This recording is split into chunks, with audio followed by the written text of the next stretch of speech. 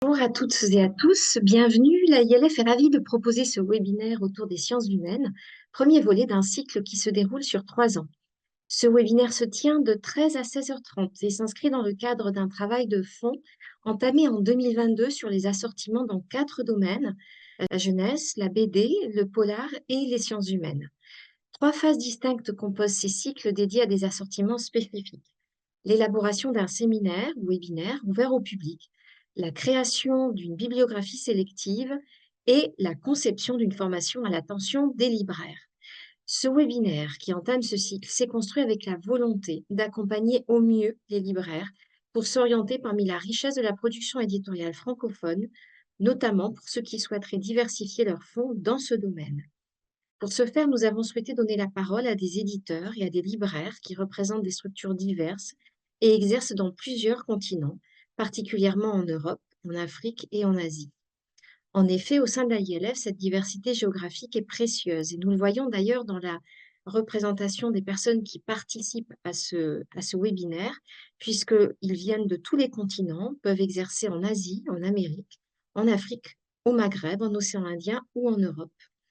Alors, 2 tables rondes vont donc se succéder, la première avec des éditeurs, ensuite avec des libraires, et le tout sera animé par Jérémy Banel. Je remercie d'avance les partenaires professionnels et financiers qui ont rendu possible ce projet, à savoir l'Organisation internationale de la francophonie, le Centre national du livre, la SOFIA, le CFC et la Fondation Michalski.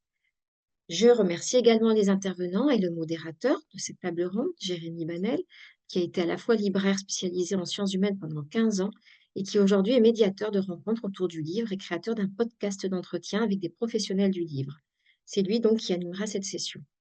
En introduction, nous avons souhaité, avec Philippe Goff, libraire belge et membre fondateur de l'AILF, proposer un regard sur l'évolution du secteur des sciences humaines et l'adaptation du libraire face à ces nouvelles configurations en se basant sur des témoignages de libraires.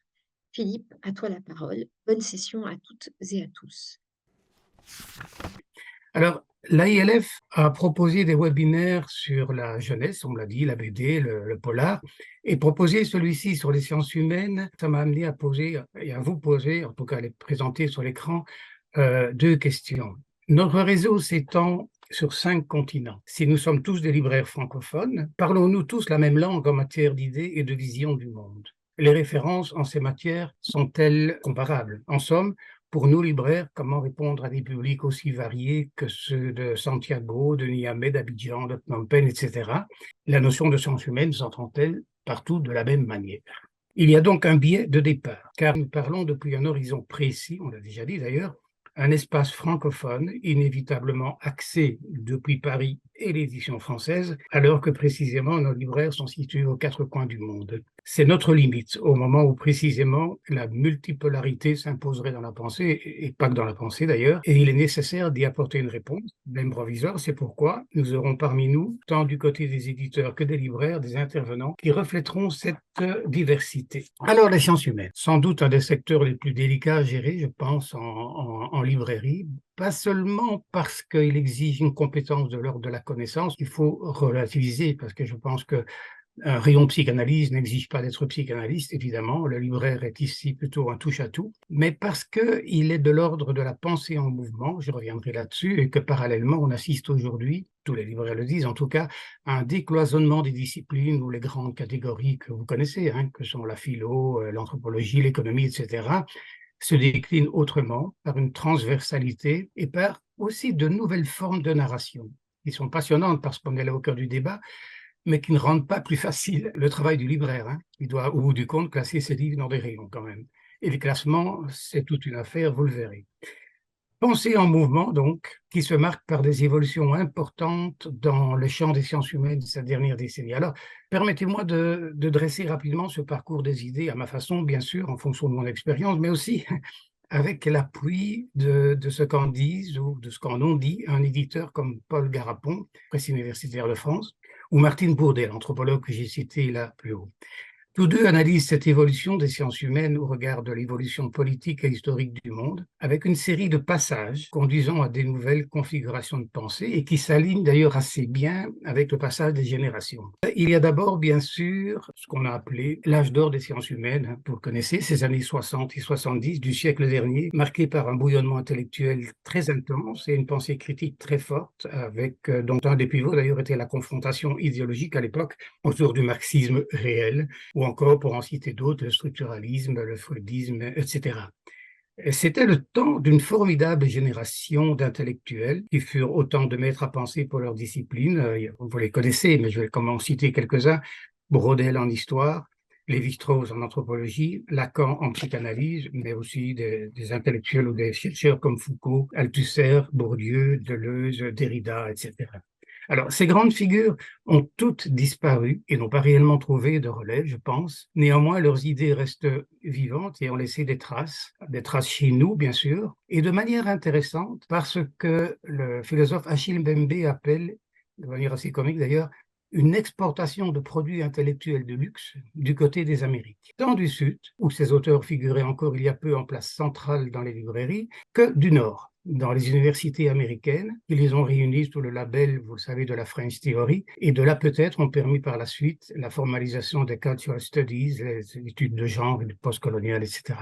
Donc une onde de choc qui se ressent encore, je pense, qui dure, un certain âge d'or donc, mais je voudrais reprendre la jolie formule de Sophie Berlin, qui est aussi une éditrice, je crois, chez Flammarion, qui disait un passé donc, mais un passé qui ne passe pas.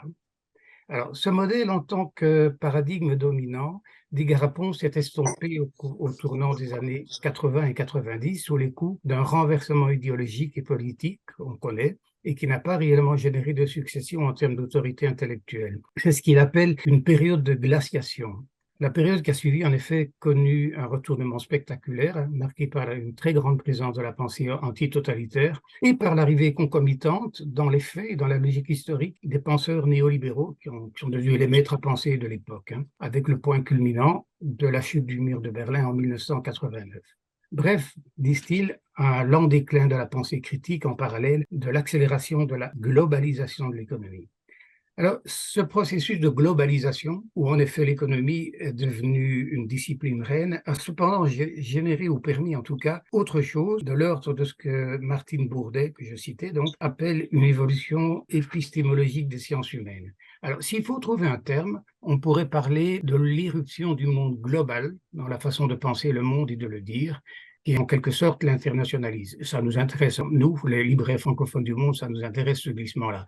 Ce glissement, Garapon l'associe à quelques chocs historiques et notamment, le principal sans doute en ce qui nous concerne, un désenclavement des pays qui n'appartiennent pas au monde occidental du Nord. Vous savez que c'est encore d'actualité aujourd'hui. Alors qu'a-t-on vu? L'effacement des grands paradigmes d'hier, comme le marxisme, que je citais, le structuralisme, etc. Et avec la globalisation et cette irruption du monde global dans la pensée, l'apparition de nouveaux paramètres.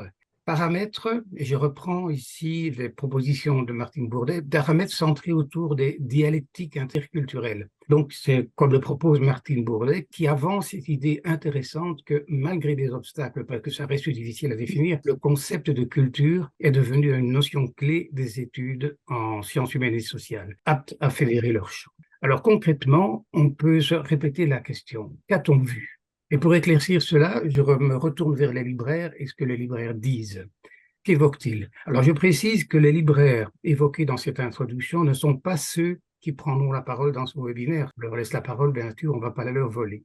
Ce sont d'autres libraires avec lesquels j'ai pu m'entretenir, très longtemps que je travaille dans le secteur des sciences humaines, ou des libraires dont j'ai lu les témoignages.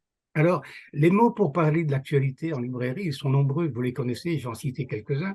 Il y a l'écologie, le féminisme, le genre, les minorités, le climat, la nature, le vivant, les études postcoloniales, les migrations, j'en passe bien entendu, tout sujet très contemporain et qu'on peut associer à cette autre idée de l'émergence d'une nouvelle pensée critique portant sur le modèle économique dominant, la critique du travail, la production du commun, dont on parle beaucoup aussi, l'écologie politique, la décroissance, la démocratie, etc. Alors, au-delà des modes, comment structurer tout ça dans des rayons bâtis jusqu'ici très souvent autour des fondamentaux? Autant de champs qui s'interpénètrent et se ramifient. Et tant qu'à faire, dans ce décloisonnement des disciplines visibles en librairie, et sans prétendre vouloir tout dire, bien sûr, et en fonction des remontées que j'ai eues, on peut cibler quelques paramètres. Bien sûr, les questions liées à l'écologie, à l'environnement, où on y parle du climat, de l'industrie agroalimentaire, de l'occupation du territoire, de sobriété écologique, enfin, tout sujet où s'opère une jonction, et c'est important de le dire, avec les sciences et la culture scientifique. Le terme même d'écologie se décline d'ailleurs en une série d'approches. On peut en parler en sciences, en sociologie, en philosophie, en vision du monde et puis même en politique, on le sait. Deuxième paramètre qu'on propose, la question culturaliste, c'est un terme un peu général, mais qui est arrivé assez tardivement par rapport aux recherches et études menées outre-Atlantique, je l'ai cité tout à l'heure, sur les questions postcoloniales, les cultural studies, dont les études de genre, etc.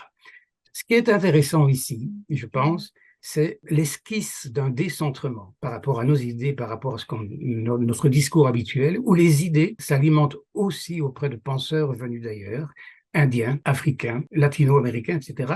Une piste, moi, qui me passionne, que je trouverais intéressant de creuser dans un prochain webinaire, si on en a l'occasion. Il y a beaucoup d'auteurs qui commencent à parler d'autres points de vue, si vous voulez.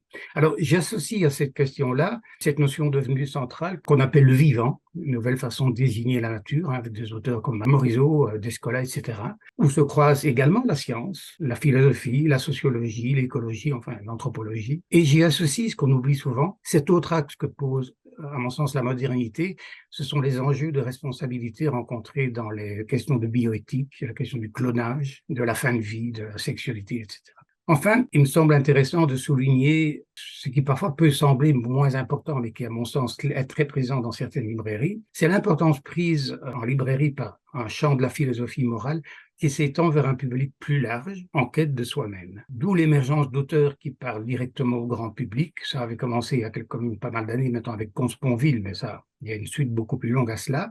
Et la veine de ce qu'on appelle, après Gilles Deleuze, la pop philosophie, très présente en librairie. Et dans la veine de cet élargissement vers la vulgarisation et les mutations qu'on constate dans les rayons dédiés à la psycho ou à la psychanalyse, qui diminuent fortement en librairie ou qui évoluent, partant de l'idée que l'individu est sa propre solution, on assiste au développement du développement personnel, très présent dans certaines librairies, on le sait. Alors, le phénomène majeur que je voudrais souligner, c'est précisément celui-là, c'est cette grande transversalité dans les domaines de la pensée, où les grandes catégories connues, philo, sociaux, etc., et même les sciences dites dures, s'interpénètrent. Avec une conséquence, et ça regarde les éditeurs, ça aussi, une césure progressive et qui dure, je pense jusqu'à aujourd'hui, entre une production de type universitaire qui échappe en partie à la librairie, mais sans doute pas partout, on le verra avec certains libraires probablement, et une production plus accessible avec moins d'ouvrages de référence. Alors, les libraires que j'ai interrogés ou que j'ai lus citent beaucoup des éditeurs que j'appelle déjà classiques, comme le PUF, le Presse universitaire de France, le Seuil,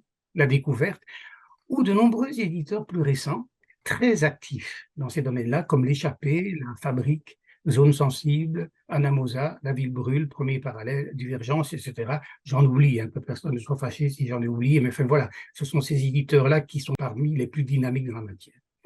Les libraires insistent aussi beaucoup sur le développement des essais en format poche, rivage poche, folio. Ce sont des collections qui, en fait, ont été précédées d'autres collections qui sont très anciennes dans leur maison d'édition, avec la petite bibliothèque Payot chez Payot Rivage, avec Idée Gallimard, qui a précédé Folio Essai, etc. Ou encore des petits livres adaptés au temps de lecture moderne.